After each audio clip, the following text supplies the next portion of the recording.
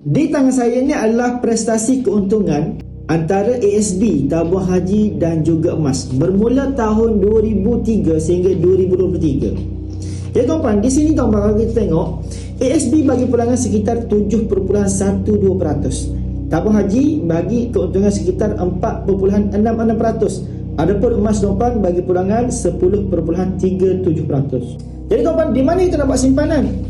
Jadi pakar kewangan sarankan antaranya Tuan Azizi Ali untuk simpanan jangka masa pendek 2 tahun ke bawah, yang mana tuan-tuan nak guna duit tersebut pada tahun ini ataupun tahun hadapan, simpan sahaja dalam ASB ataupun tabung haji.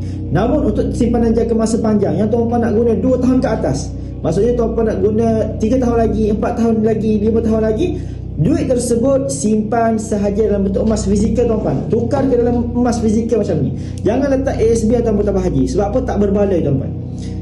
Tak berbaloi simpanan ASB atau tabung haji untuk simpanan jangka masa panjang. Itu apa yang diberitahu oleh pakar kewangan. Jadi tuan-tuan, ada kata tuan-tuan simpan duit banyak-banyak, bukan nak guna tahun depan pun, bukan nak guna tahun ni, bukan nak guna tahun depan saja, letaklah ASB ataupun letaklah tabung haji saja supaya nampak nombor. Sebenarnya tuan-tuan silap besar, sebab duit-duit tersebut dimakan oleh inflasi. Walaupun nombor dia sama, walaupun tuan-tuan dapat dividen tuan-tuan, sebenarnya duit-duit tersebut ada inflasi. Sebab tu tuan-tuan kena tukar duit-duit yang tuan-tuan simpan dalam ASB atau tabung haji yang ada banyak ratus ribu tadi tuan-tuan, tukar sebahagiannya dalam bentuk emas tuan-tuan.